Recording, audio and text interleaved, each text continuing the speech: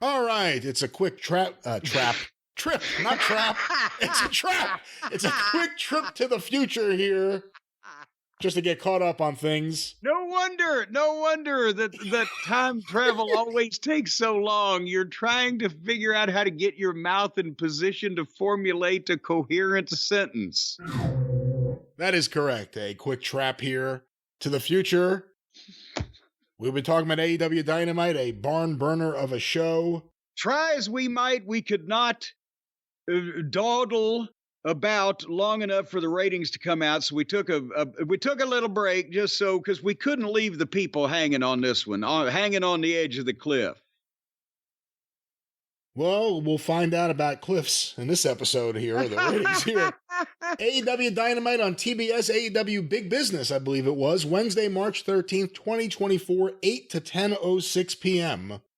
On average, not counting the overrun, which Nielsen, according to WrestleNomics, the reporting of WrestleNomics, overrun not included due to Nielsen error, 801,000 viewers.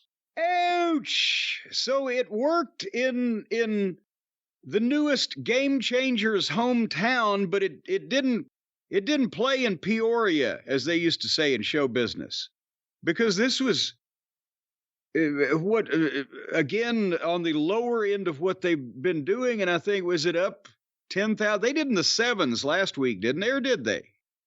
Last week was 779, so it's up 3% from that. They got back to almost what they've been doing before they signed the $6 million woman. But anyway, there's another story to be told here, and everybody's got to finish their story in the wrestling business. But there's another story to be told. So if the listeners out there would strap their seatbelts in, we're about to go on a bobsled run, are we not? Well, it'll be a very interesting story here. I do want to ask you one thing, though, knowing this is the overall number, without knowing the rest of the story here.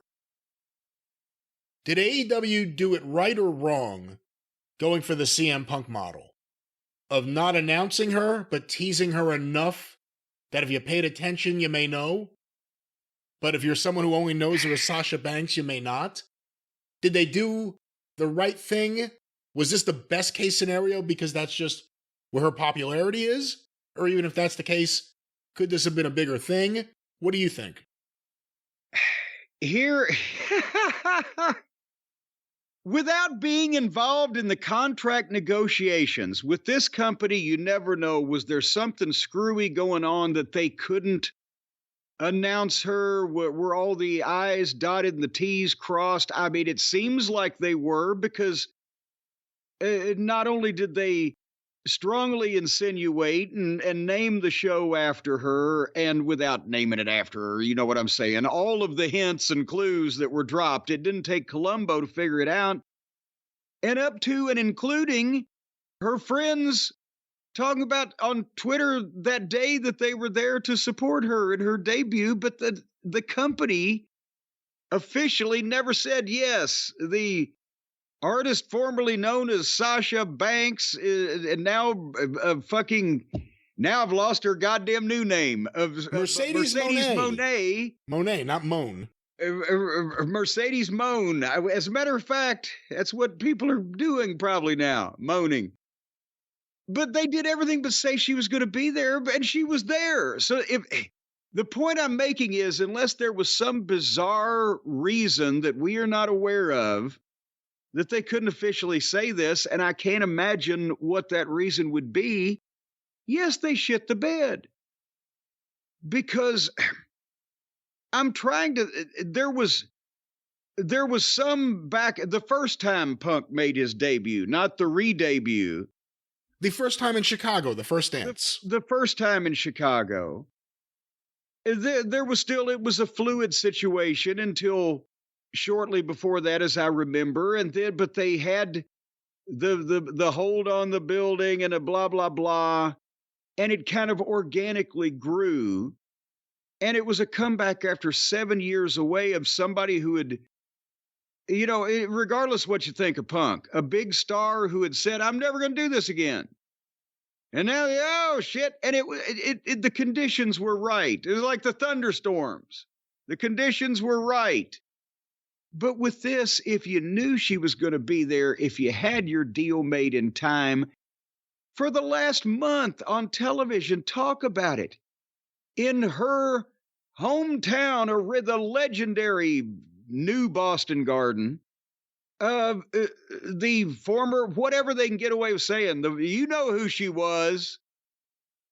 She's going to debut in AEW because she didn't goddamn really do anything. You couldn't have. It wasn't like a surprise angle where she comes from under the ring and fucks or tears the door off the cage and tombstones the Undertaker. There was yes, say for a month she's going to debut. Is she going to talk? Is she going to wrestle? You don't have to say that. She will be here live from her hometown, but she will let everybody know what her condition is after her injury and what her plans are for AEW. And then you could have her, if she's from that town, I assume the 9,000 people that were in the Garden know that, that's what their attraction was. But can she get media in Boston? She's been with the WWE. Send her to fucking Boston to do the morning radio show. They could have held more. They could have sold more tickets if they'd have tried hard. So, yeah, but not only for your ratings, maybe to build some anticipation, whatever the anticipation of the addition of Mercedes Mone will be. Nay. Well, yay or nay, either one. Mone, not yay or nay, Mone. Oh, well, Mone. Fucking, and I think Tommy James and the Shondells. That's right, great band. I think I'm going to be alone here if you don't quit chiming in. That's what I'm saying. Use it for ratings if she's got some cachet in the industry. Use it for publicity to sell some tickets to this fucking off-brand show you're producing. Blanket the world with it, because why not? There was nothing that was of a surprise element. And then she ran in at the last match, which you knew was going to happen, which I believe we said earlier before the ratings came in the previous part of the program. They put her on first, and, the smart fans would know, well, she's there to run in with Willow and whatever the fuck's going to go on there. But it wasn't like you were told. They couldn't advertise. Yeah, she's going to run in at the end of the show and interfere. But the casual, fuck you, there is no casual person watching this fucking fiasco. But that's the point. That's why, because most people, well, it's over. And as a matter of fact, many of these goddamn people, it's over, it's over, it's over. It's over, but they're not over. But let's get back to the crystal blue persuasion that is AEW Dynamite here. Very good. A very good story. Of course, it's very good. I know more about him than you do. AEW Dynamite. Goddamn, just because he's from New Jersey. He's not from New Jersey. Well, he ought to be. He looks like it. Go ahead. He may look like it. AEW Dynamite on TBS, March 13th, 2024, as reported by WrestleNomics. Quarter 1, 8 to 8:15 p.m. The Mercedes Moné live promo and the Samoa Joe backstage promo. 1 million viewers with, in the key demo, 423,000 viewers. So they have started out, and they didn't say she was going to be on first, but this is the range. It's been 900 and something, so we got 1 million, maybe people tuning in early. Well, you're exactly right, because WrestleNomics has a trend line here, and I'll say it in advance, quarter 1 and quarter 2 are almost directly in line with the 90-day trend line. Well, there you go. And everybody knows it's more important to trend good than to feel good. But they start out with 1 million people to get hooked into this, the Mercedes mania that's going on. It's sweeping the streets like wildfire, brother. Look at those fucking 12-inch pythons on her. And although we don't have the overrun, we always say it's really quarter 2 that tells the true story of where the audience is starting. And quarter 2 is the Adam Cole video, 8:30 p.m., I should say. And Samoa Joe versus Wardlow, with picture-in-picture, 899,000 viewers. Okay, so now but actually they drop oft times, more than 100,000 after the first quarter. So this is 101,000. So within the trend line. We're within the trendy McTrenderson line. We dipped slightly below that trend line in quarter 3, 8:30 to 8:45 p.m. The post-match of Wardlow versus Samoa Joe with Swerve Strickland, and the Young Bucks and Okada's backstage antics with Alex Marvez. Oh, boy. An ad break. That was cable access, by the way.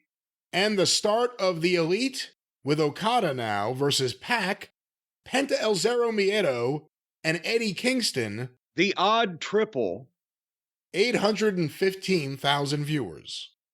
Out. So the multi-million-dollar man over here, Okada, is not only on the screen talking in some fashion, communicating through his mouthful orifice, and starting to wrestle, and they lost 84,000 people? Well, the real story may be the next quarter, because that was just the start of the match. Quarter 4, 8:45 to 9 p.m. The Elite versus Death Triangle and Eddie Kingston continued with picture-in-picture ads. The post-match, an ad break, and the Christian Cage Adam Copeland video. 737,000 viewers. Oh, Jesus! The trend line has been destroyed now. The trend line, there was a sinkhole under the trend line, ladies and gentlemen. That is, let me try to do this math, 63, 70. 78,000 more people from the time that Okada and his new delinquent friends that he met at fucking Cucamonga Hills 90210, from the time that they came on the screen, they've gone from 899,000 people to 737,000 people. He's not a game changer, he's a channel changer. They put him with the channel changers, so then he never even got a chance to show you if he could be a game changer or not. They put him right with them, and he got dragged right down with them. We go now to quarter 4 or quarter 5, the big 9 o'clock hour. The big one. 9 to 9:15 p.m. Will Ospreay's live promo. I feel like we're Johnny Carson and Ed McMahon. Oh, you are correct, sir. Where was I? Will Ospreay's live promo. Well, there he was. Deonna Purrazzo's backstage promo. And the start of Jay White versus Darby Allin. 798,000 viewers. So wait a minute. Potentially, Ostrich, maybe he's worth the flight from here to Heathrow and back every goddamn week because of all of the BOAC, bub. Yes, stuff like that he says. Of all of the new game changers, he's the only one that actually changed the fucking numbers in a positive direction so far. So they got 61,000 back as soon as they got rid of the Buckaroos and the rest of the Lollipop Guild. That segment was also the high point in closed captioning. We don't have that stat, unfortunately. But we go now, Jim, to quarter 6. To start measuring that, I swear to God. It could be a contest between him and Dusty. Try to close caption and see how close you can get either one of these guys. Quarter 6, 9:15 to 9:30 p.m. The continuation of Jay White versus Darby Allin with picture-in-picture ads. The post-match, including the amazing angle with the guns, the Bang Bang Scissor Gang, the Acclaimed, a chair, and then an ad break. Darby's Everest dreams may have been crashed into the Sherpas in the valley. 799,000 viewers. So they held every single one of them and picked up 1,000 people. I bet, 200 of them were probably from the guys' hometowns, and then you spread the other 800 across the United States, and that's entirely doable. We now go to quarter 7, 9:30 to 9:45 p.m. The Gates of Agony versus the Fences of Fear. No, versus Chris Jericho and Hook. Chris Jericho was teaming up with Kenny Omega. Kenny got hurt. Then they put it with Sammy. Sammy got suspended. Now he's with Hook, ladies and gentlemen. with picture-in-picture ads. Hook, if you're walking down the street up there in New York City, keep an eye up above your head in case there's a safe hanging over you. Also, the Kyle O'Reilly, Roderick Strong, and Kingdom backstage angle. No, that you can't call that an angle. It ended with a hug. WrestleNomics called it an angle. It certainly wasn't an angle. I'll have a strong word with them here soon. 732,000 viewers. Bam! There we went right back down the porcelain throne, 5,000 farther than the Buckaroos had left us on last flush. So they've lost all their gains back and another 5,000 on top of that. And by the way, for everyone who always says, it doesn't matter the overall number, it's only about what the advertisers care about, the key demo, the advertising demo. The 2 points that have fucking disappeared into the dirt were the Young Bucks match, which was quarter 4, went down to 316. It was 348 here for the Jerihook match, but we now go to the main event. And I remind you, Jim, we have no overrun numbers, so maybe this really picked up big in the overrun. Those 6 minutes could have been powerful. It could have been gripping. Sounds like a War of the Worlds type of fucking spontaneous mania. A Willow Nightingale video, Riho and Mercedes Moné's backstage meeting, an ad break, Jericho and Hook's backstage, says here angle, now I doubt what he refers to as an angle, followed by the main event, Riho versus Nightingale, the start of it, with picture-in-picture ads. 627,000 viewers and 285,000 in the key demo. Hee-haw! Wow! No more about Riho being a draw, ladies and gentlemen. I don't want to hear that nonsense, which was always nonsense, ever again.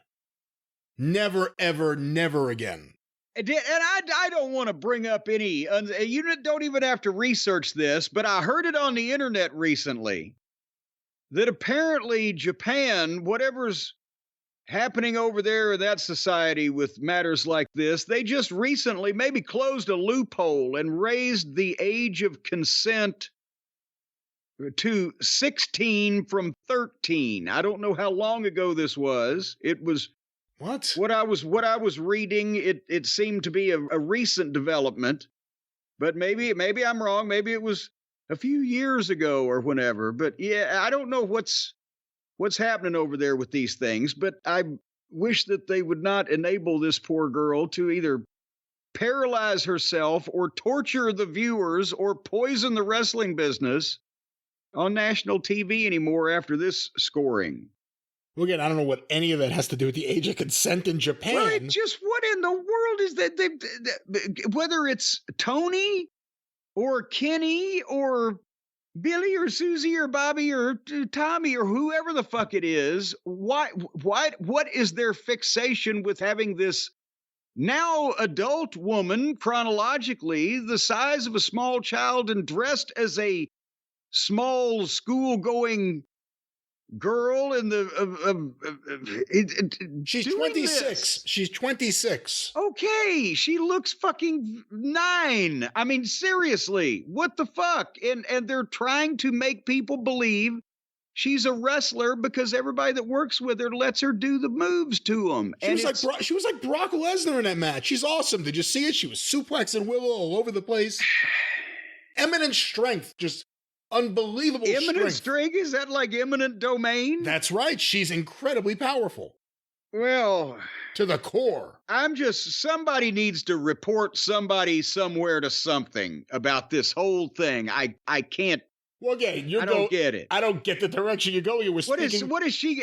Let's put her in. Let's get her to do some high steel work.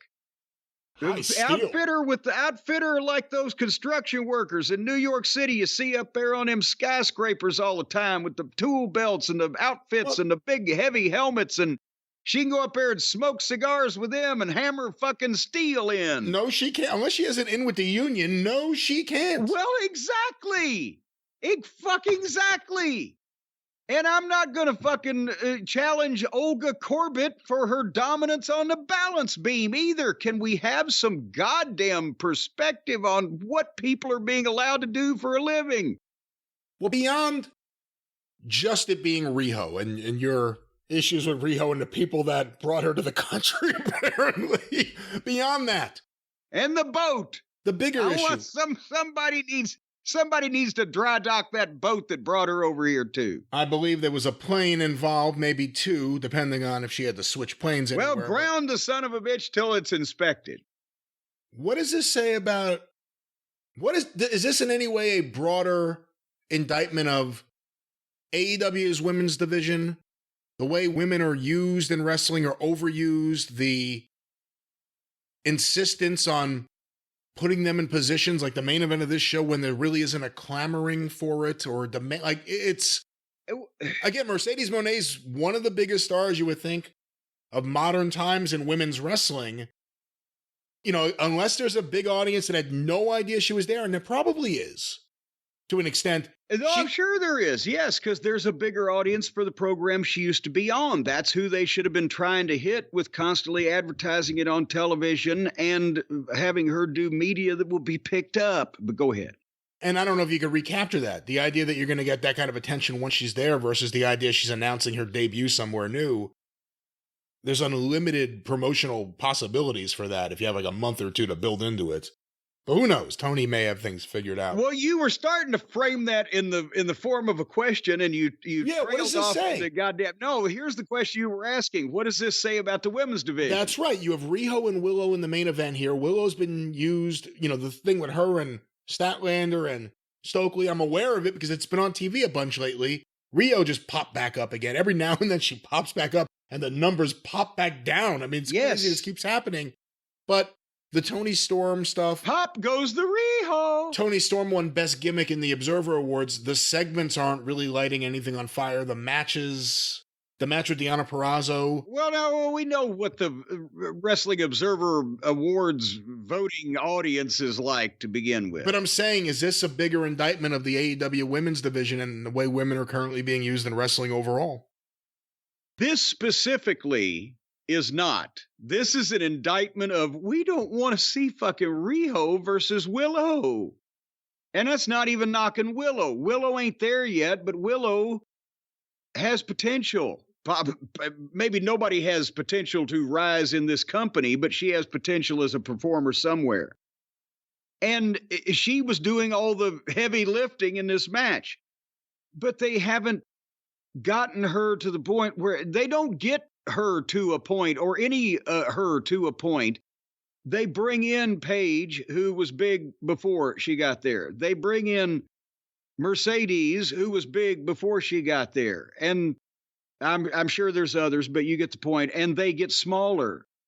They get smaller as they stay there, as you mentioned, and become part of the roster. But in this case, people just as I said, they couldn't guarantee a run-in, so people thought Mercedes was done, and they hear a main event of Riho versus Willow, and go, well, fuck, it's a goddamn school night, whatever, right? It's just meaningless, because, as you said, Riho only pops up every once in a while, and it's preposterous, and that rib has run its course, even with much of this audience, and it's disturbing visually, and it's just distasteful. So in this case, now, if they had, instead of a high school commencement speech or a prepared awards ceremony acceptance speech, if Mercedes at the top of that thing, after she finished thanking everybody and talking about how she, she's just happy to be there, whatever the fuck, if she had turned to a little more sternly to Willow, instead of just mentioning that they have unfinished business, if she had said, and Willow, I see you're going to be facing Riho tonight in the main event. And I just want to let you know the last time we were together at the same place, she beat her, dropped her on her head. Talk about whatever the finish was. You dropped me on my head or kicked me on my head or whatever the fuck you did. And I'm going to be sitting right here at ringside because I want to see if you can do that to Riho. I think she's a lovely young lady, and I just want to make sure it's fair and square. Some ominous, dramatic foreshadowing. But you got none of that because she was too busy taking her clothes off and doing the stripper dance. But in a Sting retirement and this debut, is this the new thing, having wrestlers come to support you when you're coming and going? Apparently. I mean, I guess I don't know. We never actually had any of our friends when we would switch territories come for our first night in Dallas or whatever. They were too busy working. Jim, we have some breaking news. The Overrun rating is now in. Oh, well, hellfire and damnation, as Mama Cornette would say. What was that number? Now, again, quarter 8 was 627. The Overrun, 6 minutes, 10 to 10:06 p.m., Rio versus Willow Nightingale, and the post-match including Julia Hart, Sky Blue, and Mercedes Mone. Sounds like a 50s women's prison movie. 733,000 viewers. Oh, okay, come on now. Come on now. They really popped the audience to the other low of the episode.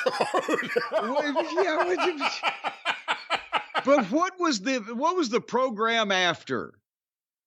Because normally the Overrun is not 105,000 people, and Mercedes didn't show up until 3 minutes before they were off the air or whatever. So the point is, what was the program afterwards that people thought they were tuning in for? That's what I'm like. The new Leave It to Beaver.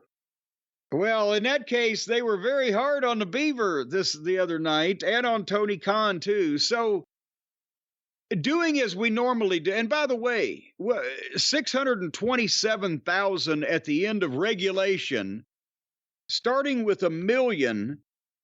That is one of the bigger percentages, because that would mean they would, since that's millions a round number, they lost 37.3% of the audience from start to regulation finish.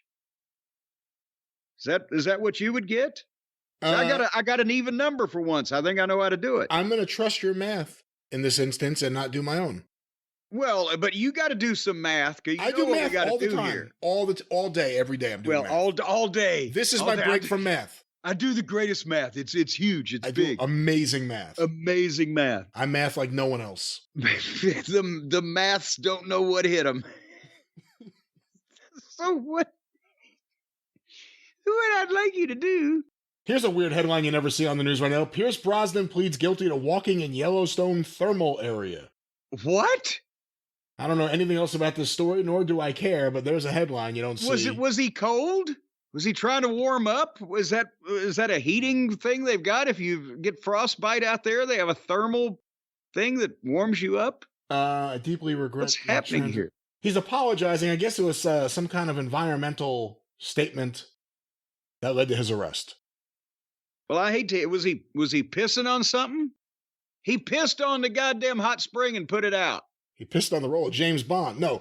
I don't know what he was pissing on, but again, back to the ratings, or did we finish the ratings? Here's what we need to do. We need to do what we usually do and take out the first quarter that they inherit from the Big Bang and take out the Overrun that they sap off of the next program and do quarters 2 through 8 and figure out what their true audience average is.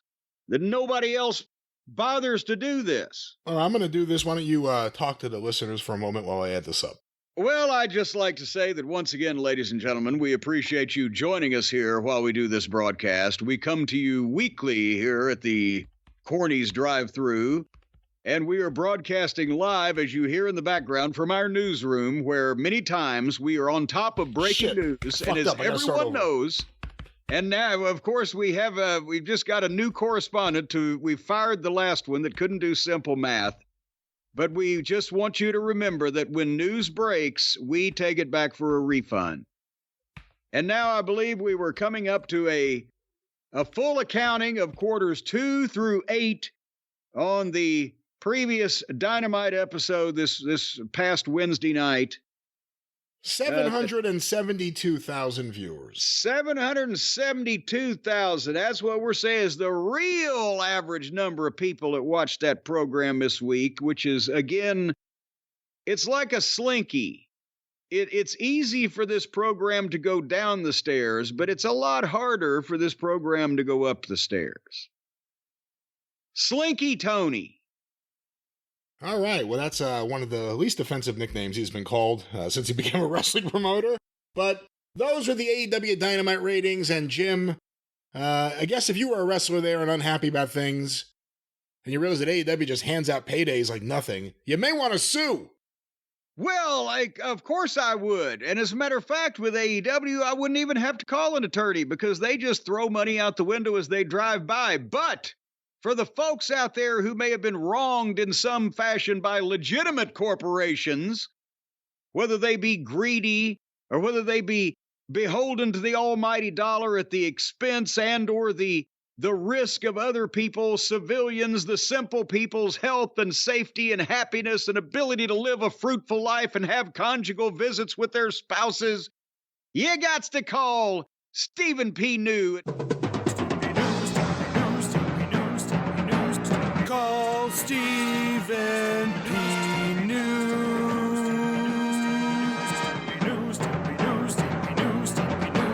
If you need to sue.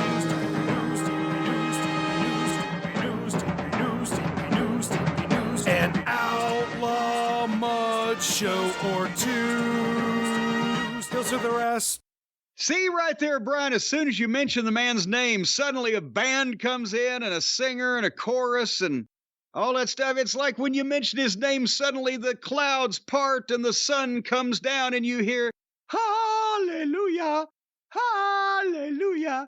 And you're going to be saying hallelujah when you get your settlement or your various forms of payoff to go away. Make this attorney go away, ladies and gentlemen. That's what they say, oftentimes accompanied by fistfuls of cash with non-sequential serial numbers thrown in your general direction to make this man go away because he will defend the common man, Stephen P. New, at newlawoffice.com. 877-50-STEVE is the musical mellifluous number that you can call. And we're going to be having an update very shortly, Brian, on one of these mud shows that he's going to be turning upside down and shaking for change on many people's behalf, including us. That's right. A lot of mud out there. And of course, I can't even speak. And you can even do nothing and say nothing and just ruin a show by blathering like an idiot with Stephen P. New. Well, it's your show. It's my show. Stephen P. New, 877-50-STEVE. You can get in touch with 50-STEVE, newlawoffice.com.